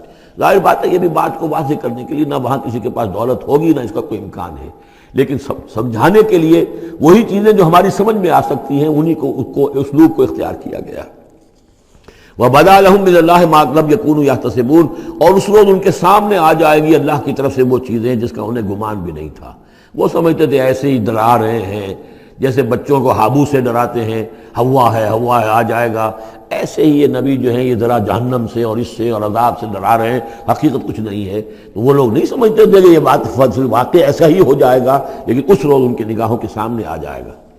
پھر پوچھا جائے گا الیس ھذا بالحق قالوا بلا وربنا، کیا یہ حق نہیں ہے؟ کیا یہ سراب ہے؟ یہ جھوٹ موٹ کی چیز ہے یا واقعی ہے؟ وحاق بہم ما كانوا به يستهزئون، اور ان کو گھیرے میں لے لے گی یا ان پر الٹ پڑے گی وہ تمام چیز جس کا وہ مذاق اڑایا کرتے تھے۔ فَإِذَا مَسَّ الْإِنسَانَ ضُرٌّ، جب انسان کو کوئی تکلیف پہنچتی دعانا، ہمیں پکارتا ہے، دعائیں کرتا ہے۔ ثُمَّ إِذَا خَوَّلْنَاهُ نِعْمَةً مِنَّا، جب ہم اسے لپیٹ دیتے ہیں اپنی نعمت میں، قَالَ إِنَّمَا أُوتِيتُهُ عَلَىٰ عِلْمٍ، تو وہ کہتا مجھے یہ ملا ہے اپنے علم کی بنیاد پر، میری ذہانت، فطانت، میری سمجھ، میری کاریگری، میں نے بر وقت اندازہ کر لیا کہ اب کیا حالات ہونے والے ہیں، کس چیز کی ڈیمانڈ پیدا ہونے والی ہے، میں نے اس کی فیکٹری لگا لی، تو دیکھو میرے وارے نیارے، یہ ساری میری سوجھ بوجھ ہے۔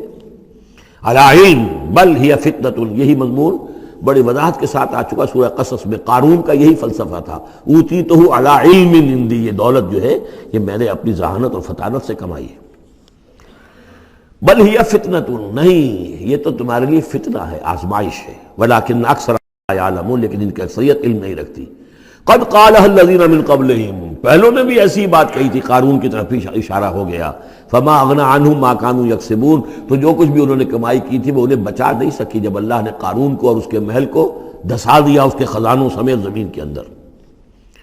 فاصابہم سیئات ما کسبوا، پھر پڑ گئی ان پر، آ گئی وہی چیزیں کہ جو انہوں نے کمائی تھی، اپنی برائیاں جو کمائی تھی۔ والذین ظلموا من ہؤلاء، اور ان میں سے بھی جو لوگ اس ظلم اور کفر اور شرک کے روش اختیار کریں گے، سیصیبہم سیئات ما کسبوا، تو ان کے بھی جو کرتوتوں کی برائی ہے وہ ان کے اوپر واقع ہو کر رہے گی۔ وما ہم بمعجزین، اور وہ شکست نہیں دے سکیں گے، ہرا نہیں سکیں گے، عاجز نہیں کر سکیں گے اللہ کو۔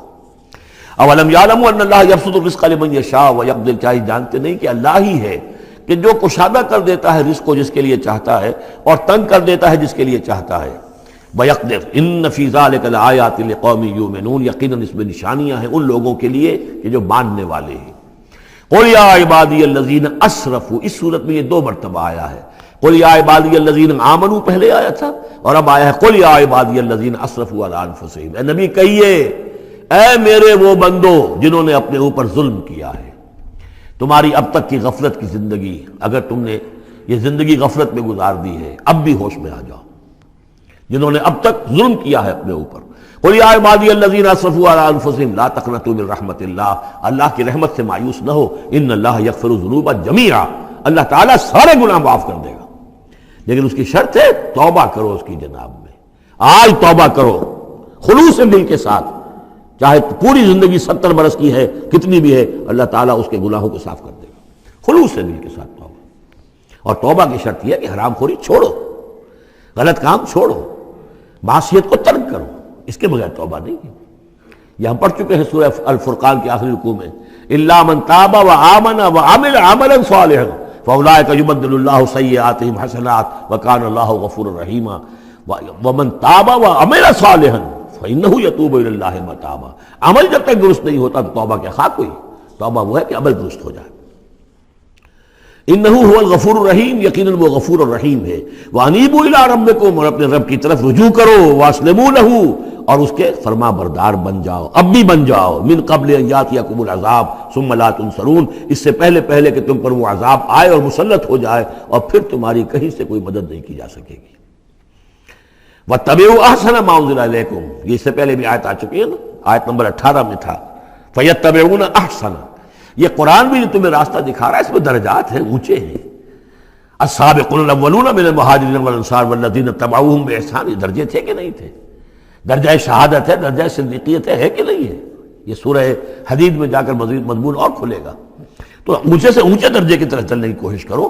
واتبعوا احسن ما انزل الیکم من ربکم، اور جو کچھ تمہارے رب کی طرف سے تمہاری طرف نازل کیا گیا ہے اس میں سے جو بہترین درجے کی شے ہے اس کی پیروی کرو۔ من قبل ان یاتیکم العذاب بغتۃ، اس سے پہلے کہ عذاب تم پر اچانک آ دھمکے، وانتم لا تشعرون، اور تمہیں اس کا گمان تک نہ ہو۔ ان تقول نفس، مبادا پھر اس وقت کوئی جان یہ کہے، یا حسرت علی ما فرطت فی جنب اللہ، ہائے میری حسرت، ہائے افسوس مجھ سے جو کوتاہی ہوئی اللہ کی جناب میں، اللہ کے حقوق کو تو میں نے پہچانا ہی نہیں، اللہ کا دین مغلوب، اور میں لگا ہوا دنیا کے دھندوں میں اپنے زیادہ سے زیادہ کمانے میں اور عیش اور اپنے سٹیٹس، اور وہ سٹیٹس سمبل ہی کو معبود بنا رکھا ہے۔ اسی میں اپنا پورا تن من دھن لگا دیا ہے، جبکہ اللہ کا دین مغلوب پڑا ہوا ہے، اور میں نے اس کی کوئی محنت نہیں کی، میں نے کوئی کوشش نہیں کی۔ یا حسرتا ان تقول نفس، کہ کوئی جان کہے اس دن، یا حسرتا، ہائے افسوس، علی ما فرطت فی جنب اللہ، جو اللہ کے جناب میں، اللہ کی جانب مجھ سے جو کوتاہی ہوئی، میں نے کمی کی۔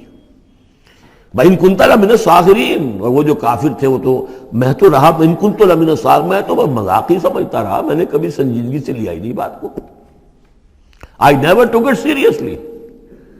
اور تقول لو ان اللہ ہدانی لکنت من المتقین، یا تم کہو کہ اگر اللہ نے ہدایت دی ہوتی تو میں بھی ہو جاتا متقی۔ گویا کہ یہاں اپنے اس چوائس کی نفی کر رہے ہو۔ اللہ نے تمہیں اشرف المخلوقات بنایا اور تمہیں اختیار دیا تھا، اما شاکرا و اما کفورا۔ اور تقول حین تری العذاب، یا وہ کہے جب کہ وہ عذاب کو دیکھے، لو ان لی کرۃ فاکون من المحسنین، اگر مجھے لوٹنا نصیب ہو جائے کسی طریقے سے، ایک دفعہ اگر مجھے دوبارہ لوٹا دیا جائے، پھر تو میں محسنین میں سے ہو جاؤں گا، پھر صرف متقی نہیں، صرف مسلم نہیں، صرف مومن نہیں، محسنین پہ میں شامل ہو جاؤں گا۔ بلا، کیوں نہیں، قد جاءت کا آیاتی، آئی تھی تیرے پاس میری آیات، فکذبت بہا، تو نے ان کو جھٹلا دیا تھا، واستکبرت، اور تو نے تکبر کیا تھا، وکنت من الکافرین، اور تو نے کفر کی روش اختیار کی تھی۔ ویوم القیامت تری الذین کذبوا علی اللہ وجوہہم مسودۃ، اور قیامت کے دن تم دیکھو گے ان لوگوں کو جنہوں نے اللہ پر جھوٹ باندھا تھا کہ ان کے چہرے سیاہ ہوں گے۔ الیس فی جہنم مثوی للمتکبرین، تو کیا جہنم ہی میں ٹھکانہ نہیں ہے ایسے متکبرین کا؟ وینجی اللہ الذین اتقوا بمفازتہم، اور اللہ تعالیٰ نجات دے گا ان کو جنہوں نے تقویٰ کی روش اختیار کی تھے، اور پہنچا دے گا ان کی کامیابی کی جگہوں پر، جو ان کے مقامات ہیں ان تک پہنچا دے گا۔ کسی کا کوئی مقام ہے، کسی کا کوئی مقام ہے، یہ صدیقیت کا مقام ہے، یہ شہداء کا مقام ہے، یہ انبیاء کا مقام ہے۔ لا یمسہم السوء، انہیں نہیں چھو سکے گی کوئی بھی تکلیف، کوئی برائی، ولا ہم یحزنون، اور نہ ہی وہ حزن سے دوچار ہوں گے۔ اللہ خالق کل شیء وہو علی کل شیء وکیل، اللہ تعالیٰ ہر شے کا خالق ہے اور وہ ہر چیز کا نگران ہے اور ہر چیز کا ذمہ دار ہے۔ لہو مقالید السماوات والارض، اس کے لیے ہے تمام کنجیاں آسمانوں کی اور زمین کی۔ والذین کفروا بآیات اللہ اولئک هم الخاسرون، اور جن لوگوں نے اللہ کی آیات کا انکار کیا وہی ہے تباہ ہونے والے اور گھاٹے میں رہنے والے۔ یہ آخری دو رکوع جو ہے سورہ مبارکہ کے، ہمارے پاس وقت کم ہے لیکن بہرحال اس سے جو بھی ملائم ہے فائدہ اٹھانا ہے۔ یہ بہت ہی پرجلال انداز ہے قرآن مجید میں، لیکن پھر وہی توحید کا مضمون آ رہا ہے، توحید فی العبادت۔ قل افغیر اللہ تأمرونی اعبد ایھا الجاہلون، یہ انداز جو ہے قرآن مجید میں کہیں اور نہیں ملے گا۔ اے نبی کہہ دیجئے، اے جاہلو، کیا تم مجھے بھی یہ مشورہ دے رہے ہو کہ میں اللہ کے سوا کسی اور کی بندگی کروں؟ وہ دباؤ جو تھا، مشرکین کا دباؤ تھا محمد رسول اللہ پر صلی اللہ علیہ وسلم، کچھ تو کمپرومائز کیجئے، کچھ تو لے دے کے معاملہ کیجئے، کوئی ایک آدھ معبود ہمارا بھی مانے، باقی آپ کو ہم مان لیں گے، اب آپ کو بادشاہ بھی مان لیں گے، باقی جو آپ کہیں گے ہم کریں گے، لیکن یہ کہ کچھ تو آخر ہمارے ساتھ بھی کچھ تو گیو اینڈ ٹیک ہونا چاہیے۔ وہ اب ان کا جواب اس انداز میں دیجئے، قل افغیر اللہ تأمرونی اعبد ایھا الجاہلون، مجھے بھی تم اس بات کا مشورہ دے رہے ہو، مجھے یہ حکم دے رہے ہو کہ اللہ کے سوا کسی کو پوجوں؟ وَلَقَدْ أُوحِيَ إِلَيْكَ، اور اے نبی آپ کی طرف تو وحی کی جا چکی ہے، وَإِلَى الَّذِينَ مِن قَبْلِكَ، اور آپ سے پہلے جو رسول تھے ان کو بھی یہ وحی کر دی گئی تھی۔ توجہ سے سنیے، لَئِنْ أَشْرَكْتَ، اے نبی اگر آپ بھی بالفرض شرک کریں گے، لَيَحْبَطَنَّ عَمَلُكَ، آپ کے بھی سارے اعمال حبط ہو جائیں گے، وَلَتَكُونَنَّ مِنَ الْخَاسِرِينَ، اور آپ بھی نہایت خسارہ پانے والوں میں سے ہو جائیں گے۔ قانون خداوندی، وَلَن تَجِدَ لِسُنَّتِ اللَّهِ تَحْوِيلًا، اصل میں یہ سختی ساری حضور کی طرف نہیں ہے، یہ مشرکین سے، خطاب ان سے نہیں، بظاہر حضور سے ہے، لیکن بتایا جا رہا ہے کہ یہ معاملہ ایسا نہیں ہے، یہ تو ایسا قانون ہے ہمارا جو کسی کے لیے بھی نہیں بدلے گا، جو بھی شرک کرے گا اس کے ساتھ ہمارا کوئی معاملہ نہیں، کسے باشد۔ وَلَقَدْ أُوحِيَ إِلَيْكَ وَإِلَى الَّذِينَ مِن قَبْلِكَ لَئِنْ أَشْرَكْتَ لَيَحْبَطَنَّ عَمَلُكَ وَلَتَكُونَنَّ مِنَ الْخَاسِرِينَ بَلِ اللَّهَ فَاعْبُدْ، نہیں صرف اللہ ہی کی آپ بندگی کیجئے، وَكُن مِّنَ الشَّاكِرِينَ، اور بن جائیے اس کے شکر گزار بندوں میں سے۔ وَمَا قَدَرُ اللَّهَ حَقَّ قَدْرِهِ، اور انہوں نے اللہ کی قدر نہ کی جیسے کہ اس کی قدر کا حق تھا، اس کی قدرت کا اندازہ نہ کر پائے، اس کی قوت کا، قدرت کا کیسے کر سکتے؟ لیکن یہ کہ ایک بات ذہن میں آنی چاہیے، اگرچہ ہم اللہ کی قدرت کو ناپ تول نہیں سکتے، ہم اللہ کے علم کو ناپ تول سکتے کہ کتنا علم ہے، اس لیے کہ ہماری جو ترازو ہے وہ تو سونار کی ترازو کی طرح ہے، وہ ماشے تولے تو وہ جو ہے وہ تول لے گی، لیکن یہ کہ ٹنوں کو کیسے تولے گی؟ تو ہمارے ذہن کی ترازو جو ہے وہ نہیں تول سکتی، اللہ کی صفات کو بھی نہیں ہم جان سکتے کہ وہ کتنی ہے، کیسی ہے۔ لیکن ایک بات جان لیجیے، علی کل شیء قدیر، یہ تو جان سکتے ہیں نا، ہر شے پر قادر ہے۔ لیکن یہ کہ جن لوگوں کا ذہن اس سے بھی عاجز آ جاتا ہے، وما قدر اللہ حق قدرہ والارض جمیعا قبضتہ یوم القیامۃ والسماوات مطویات بیمینہ، اس کا ایک تمہیں جھلک دکھا رہے ہیں اس کی قدرت، اس کی عظمت، کہ تمہاری یہ پوری کی پوری زمین اس کی ایک مٹھی میں ہوگی قیامت کے دن، اور یہ آسمان اس کے داہنے ہاتھ میں لپٹے ہوئے ہوں گے۔ کوئی اندازہ کر سکتے ہو تو کر لو، ہمیں آسمانوں کا کیا پتہ ہے، ہمیں کیا گیلیکسیز کا کیا تصور ہے؟ چکر آتا ہے جب پڑھتے ہیں ایسٹرونومی کو کتاب پڑھیے، واقعہ ہے کہ میں تو میرا سر چکرا جاتا ہے، لائٹ ایئرس کا جو تصور آتا ہے، بلینز اور بلینز، اور چلتے جائیے، وہ تو ختم ہونے والی بات ہی نہیں۔ ہمارا تصور جو ہے وہ وہاں جا کر بالکل جو ہے جواب دے دیتا ہے، تخیل جو ہے، قوت تخیلہ وہ تھک ہار کر رہ جاتی ہے۔ وَالْأَرْضُ جَمِيعًا قَبْضَتُهُ يَوْمَ الْقِيَامَةِ وَالسَّمَاوَاتُ مَطْوِيَّاتٌ بِيَمِينِهِ سُبْحَانَهُ وَتَعَالَى عَمَّا يُشْرِكُونَ، وہ پاک ہے اور بہت بلند و بالا ہے ان تمام چیزوں سے، اس تمام شرک سے جو یہ کر رہے ہیں۔ وَنُفِخَ فِي الصُّورِ، اور سور میں پھونکا جائے گا، فَصَعِقَ مَن فِي السَّمَاوَاتِ وَمَن فِي الْأَرْضِ، تو بے ہوش ہو جائیں گے جو بھی ہے آسمانوں میں اور جو بھی ہے زمین میں، الا من شاء اللہ، سوائے اس کے جنہیں اللہ چاہے گا۔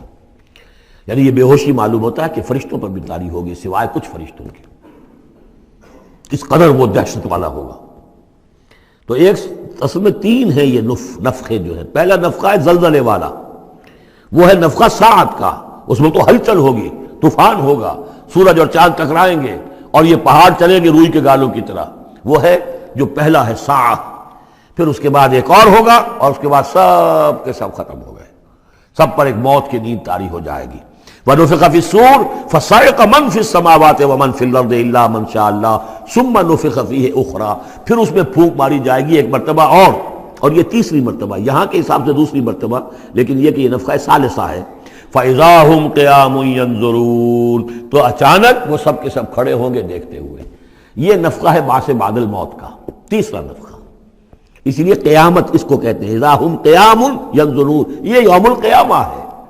پہلے ساعہ ہے، پہلے وہ گھڑی ہے کہ جس سے ایک موت وارد ہوگی، سب پر طاری ہو جائے گی، اور یہ قیامہ ہے جس میں کھڑے ہو جائیں گے۔ ثم نفخ فیہ اخری فاذا ہم قیام ینظرون واشرقت الارض بنور ربہا، اور زمین چمک اٹھے گی اپنے رب کے نور سے۔ آگے چل کر ہم پڑھیں گے، اس وقت اسی زمین پر اللہ تعالیٰ کا نزول ہوگا۔ وَجَاءَ رَبُّكَ وَالْمَلَكُ صَفًّا صَفًّا، آسمان ایک غمام کی حیثیت سے پھٹ جائے گا، اور فرشتے جو ہے قطار در قطار صفے بھاجے ہوئے نیچے اتریں گے۔ وَأَشْرَقَتِ الْأَرْضُ بِنُورِ رَبِّهَا وَوُضِعَ الْكِتَابُ، اور کتاب اور اعمال نامہ لا کر رکھ دیا جائے گا۔ وَجِيءَ بِالنَّبِيِّينَ وَالشُّهَدَاءِ، اور انبیاء اور شہداء کو بھی پیش کر دیا جائے گا۔ وَأَشْرَقَتِ الْأَرْضُ بِنُورِ رَبِّهَا، اور پوری زمین جگمگا اٹھے گی اپنے رب کے نور سے۔ وَوُضِعَ الْكِتَابُ، اور اعمال نامہ لا کر رکھ دیا جائے گا۔ اس کا یہی نقشہ کھینچا جا چکا ہے سورہ کہف میں بھی۔ وَوُضِعَ الْكِتَابُ فَتَرَى الْمُجْرِمِينَ مُشْفِقِينَ مِمَّا فِيهِ وَيَقُولُونَ يَا وَيْلَتَنَا مَا لِهَذَا الْكِتَابِ لَا يُغَادِرُ صَغِيرَةً وَلَا كَبِيرَةً إِلَّا أَحْصَاهَا، یہاں جو ہے نقشہ اس سے اگلے کا کھینچا جا رہا ہے۔ جب وہ کتاب یا اعمال نامہ لے آیا جائے گا، وَجِيءَ بِالنَّبِيِّينَ وَالشُّهَدَاءِ، اور پھر لائے جائیں گے انبیاء اور شہید۔ یہاں شہید سے مراد کیا ہے؟ اولاً رسول، اس لیے کہ وہ گواہی دیں گے، لِيَكُونَ الرَّسُولُ شَهِيدًا عَلَيْكُمْ وَتَكُونُوا شُهَدَاءَ عَلَى النَّاسِ، لیکن بجائے رسول کے یہاں شہید کا لفظ اس لیے کہا گیا کہ نہ صرف رسول جو ہے گواہی دیں گے، بلکہ رسولوں کی طرف سے جو تبلیغ کرتے رہے وہ گواہی دیں گے۔ چنانچہ جیسے آپ کو معلوم ہے کہ حضرت ابو بکر صدیق کی دعوت پر ایمان لائے ہیں 6 عشرہ مبشرہ میں سے جو صحابہ ہیں ٹاپ کے، تو گویا کہ انہیں تبلیغ کی ہے حضرت ابو بکر نے۔ یا حضور نے جن صحابہ کو بھیجا، جب لوگوں نے بلایا کہ آپ ہمارے ہاں بھیجیے اپنے کوئی شاگرد، اپنے کوئی وہ ایمان لانے والے کہ جو ہمیں قرآن پڑھائیں۔ تو اب کون تھے وہاں گئے؟ جو اصحاب صفہ میں سے آپ نے بھیج دیا۔ اب انہوں نے جا کر تبلیغ کی، تو یہ گویا کہ حضور کے آن بہاف آف محمد صلی اللہ علیہ وسلم وہ تبلیغ کر رہے ہیں۔ تو ان قبیلوں کو جنہیں انہوں نے تبلیغ کی گواہی دینے کے لیے وہ کھڑے ہوں گے کہ اللہ تیرے دین کا جو پیغام تیرے نبی محمد کے ذریعے سے، تیرے رسول محمد کے ذریعے سے صلی اللہ علیہ وسلم ہم تک پہنچا تھا، ہم نے ان تک پہنچا دیا تھا۔ اسی طریقے سے پوری امت کی ذمہ داری ہوگی کہ وہ گواہی دے کہ پوری نوع انسانی کو ہم نے، اے اللہ تیرے نبی کا جو دین ہمیں ملا تھا، جو ہمیں وراثتاً پہنچا تھا، وہ ہم نے پوری نوع انسانی تک پہنچایا تھا۔ اور اگر ہم نہ دے سکیں یہ گواہی تو پوری دنیا کی ضلالت اور گمراہی کا وبال ہمارے گردن پر آئے گا۔ ہم گواہی دے دیں، تبلیغ کا حق ادا کر دیں، پھر وہ رسپانسبل ہے۔ ہم نہیں کرتے تو پہلے ہم مجرم ہیں۔ وَجِیءَ بِالنَّبِیِّینَ وَالشُّہَدَاء، اور لے آئے جائیں گے انبیاء اور گواہ، وَقُضِیَ بَینَہُم بِالْحَقِّ، اور پھر ان کے مابین فیصلہ کر دیا جائے گا حق کے ساتھ، وَہُمْ لَا یُظْلَمُونَ، اور کسی پر ظلم نہیں ہوگا، کسی پر کوتاہی، کسی کی حق تلفی نہیں ہوگی۔ وَوُفِّیَتْ كُلُّ نَفْسٍ مَا عَمِلَتْ، اور پورا دے دیا جائے گا ہر جان کو جو کچھ کہ اس نے عمل کیا تھا، وَهُوَ أَعْلَمُ بِمَا يَفْعَلُونَ، اور اللہ خوب جانتا ہے جو کچھ کہ یہ فعل کر رہے ہیں، جو عمل کر رہے ہیں۔ اب جو آخری سین ہوگا کہ یہ جاء ربک والملک صفا صفا، یہ زمین چٹیل کر دی جائے گی، نہ پہاڑ رہے گا، کھینچ دیا جائے گا، وَإِذَا الْأَرْضُ مُدَّتْ، اور یہیں پر جو ہے اللہ تعالیٰ کا نزول ہوگا، اور پھر یہیں پر فرشتے آئیں گے اور یہیں حساب کتاب ہو جائے گا۔ اب فیصلے ہو گئے ہیں کہ جہنمی جہنم کی طرف جائیں گے اور جنتی جنت کی طرف لے جائیں گے۔ وہ نقشہ کھینچا جا رہا ہے بڑے پرجلال انداز میں، یہ خاص مقام ہے قرآن مجید کا۔ وَسِیقَ الَّذِینَ كَفَرُوا إِلَىٰ جَهَنَّمَ زُمَرًا، اور ہانک کر لے جائیں گے کافر جہنم کی طرف، گروہ در گروہ، ایک امت کے بعد دوسری امت، دوسری امت کے بعد تیسری امت، چلے آ رہے ہیں، اپنے لیڈر آگے ان کے چلے آ رہے ہیں۔ جیسے ایک نقشہ کھنچ چکا ہے سورہ یونس میں کہ یہ فرعون جو ہے وہ اپنی قوم کے آگے چلتا ہوا آئے گا اور وہ اپنی قوم کو لے جا کر جہنم کے گھاٹ پر اتار دے، فَأَوْرَدَهُمْ عَلَى النَّارِ، پہنچا دے گا جہنم کے گھاٹ پر۔ وَسِیقَ الَّذِینَ كَفَرُوا إِلَىٰ جَهَنَّمَ زُمَرًا حَتَّىٰ إِذَا جَاءُوهَا فُتِحَتْ أَبْوَابُهَا، یہاں تک کہ جب وہ وہاں پہنچ جائیں گے جہنم پر، پھر اس کے دروازے کھولے جائیں گے۔ اذا جاؤها فتحت ابوابها، جیسے جیل کا معاملہ ہوتا ہے کہ اس کے دروازے کھلے نہیں ہوتے، بند ہوتے ہیں، البتہ جب قیدی آتے ہیں داخل ہونے کے لیے پھر دروازے کھلتے ہیں۔ وقال لهم خزنتها، اس جہنم کے جو داروغہ ہوں گے، جو وہاں پر فرشتے مامور ہوں گے، وہ کہیں گے ان سے الم یاتکم رسل منکم، کیا تمہارے پاس تم ہی میں سے رسول نہیں آئے تھے؟ یتلون علیکم آیات ربکم، تلاوت کرتے تھے تم پر اور سناتے تھے تمہیں تمہارے رب کی آیات، وَيُنذِرُونَكُمْ لِقَاءَ يَوْمِكُمْ هَٰذَا، اور تمہیں خبردار کرتے تھے تمہاری آج کے دن کی اس ملاقات سے۔ قالوا بلا، وہ کہیں گے کیوں نہیں، آئے تھے، ولیکن حقت کلمۃ العذاب علی الکافرین، لیکن یہ کہ یہ کافروں پر تو اللہ تعالیٰ کے عذاب کا حکم جو ہے وہ ثابت ہو کر رہا، یعنی انہوں نے انکار کیا، رد کیا، انہوں نے پہنچانے کا حق ادا کر دیا، انہوں نے کفر پر اڑے رہنے کا حق ادا کر دیا۔ نتیجہ یہ ہے کہ اب یہ مستحق ہو چکے ہیں عذاب کے۔ قیل ادخلوا ابواب جہنم خالدین فیہا، کہہ دیا جائے گا ان سے اچھا داخل ہو جاؤ اب ان جہنم کے دروازوں میں ہمیشہ یہاں رہنے کے لیے۔ فبئس مثوى المتکبرین، تو بہت برا ہے یہ ٹھکانہ متکبرین کا، دنیا میں تم بڑی اکڑ خوریاں کرتے رہے، اب جو ہے یہاں پر تمہارے لیے یہ انجام ہے۔ اس کے برعکس وسیق الذین اتقوا ربهم الى الجنة زمرا، اور جو لوگ کہ اپنے رب کا تقوی اختیار کیے رہے تھے دنیا میں، انہیں لے جایا جائے گا گروہ در گروہ، جماعت در جماعت جنت کی طرف۔ حتی اذا جاؤها وفتحت ابوابها، یہاں یہ واو جو ہے یہ بہت معنی خیز ہے، یہاں تک کہ جب وہ وہاں پہنچے گے اور اس کے دروازے کھلے ہوں گے، پہلے ہی سے کھلے ہوں گے۔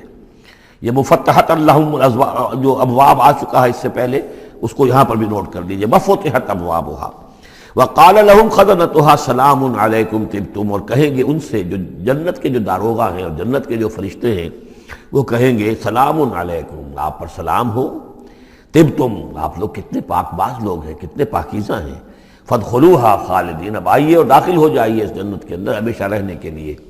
وقالوا الحمد للہ الذی صدقنا وعدہ، اب وہ حمد کا ترانہ جو ہے ان کی زبانوں پر آ جائے گا جنت میں داخل ہونے والوں کی۔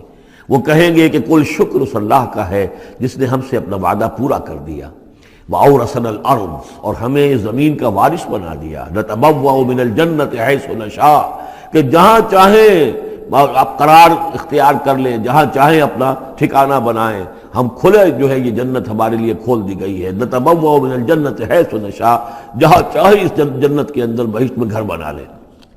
فَنِعْمَ أَجْرُ الْعَامِلِينَ، تو بہت ہی اچھا ہوگا اجر عمل کرنے والوں کا۔ اور جب یہ سب کچھ ہو گیا، اب یہ یوں سمجھیے ڈراپ سین ہے اس وہ جو میدان حشر کی عدالت کا جو ہوگا، وَتَرَى الْمَلَائِكَةَ حَافِّينَ مِنْ حَوْلِ الْعَرْشِ يُسَبِّحُونَ بِحَمْدِ رَبِّهِمْ، اور تم دیکھو گے فرشتوں کو کہ وہ گھیرے ہوئے ہوں گے اللہ کے اپنے رب کے عرش کو، اور اس کی تسبیح بیان کر رہے ہوں گے حمد کے ساتھ۔ یعنی انسانی جو بھی عدالت لگنی تھی لگ چکی، انسانوں کے لیے فیصلے ہو گئے، جنتی جنت کی طرف بھیج دیے گئے اور دوزخی جو ہیں دوزخ کی طرف دھکے دے دے کر پہنچا دیے گئے۔ اب یہ وَتَرَى الْمَلَائِكَةَ حَافِّينَ مِنْ حَوْلِ الْعَرْشِ يُسَبِّحُونَ بِحَمْدِ رَبِّهِمْ وَقُضِيَ بَيْنَهُمْ بِالْحَقِّ، ان کے مابین بھی حق کے ساتھ فیصلہ کر دیا جائے گا۔ اب بینہم میں بعض لوگوں نے تو مراد انسان ہی لیا ہے، جیسے کہ اوپر آ چکا ہے وَقُضِيَ بَيْنَهُمْ بِالْحَقِّ وَهُمْ لَا يُظْلَمُونَ، یہ جو پہلا رکوع تھا اس سے 7واں اس کے اندر آ چکا ہے۔ لیکن ایک رائے یہ بھی ہے، اور اسی لیے میں نے آپ کو اس وقت نوٹ کرایا تھا کہ ملائکہ اور ملائے اعلیٰ کے اندر بھی بعض اوقات اختلاف ہوتا ہے، کہ یہ مثلا یہ کہ اللہ تعالیٰ کے احکام کی حکمتوں کے بارے میں اختلاف ہو، کہ اللہ نے یہ جو حکم دیا اس کی حکمت یہ معلوم ہوتی ہے، تو ظاہر بات ہے ان کے بھی درجات ہیں۔ تو اس روز جو ہے ملائکہ کے مابین بھی جو بھی اختلافات ہوں گے ان کا بھی فیصلہ کر دیا جائے گا۔ وَقُضِيَ بَيْنَهُمْ بِالْحَقِّ وَقِيلَ الْحَمْدُ لِلَّهِ رَبِّ الْعَالَمِينَ، اور آخر میں پھر وہ جے جو ہے وہ بلند کی جائے گی اللہ کی، حمد ہے کل کی کل اللہ کے لیے جو تمام جہانوں کا پروردگار ہے۔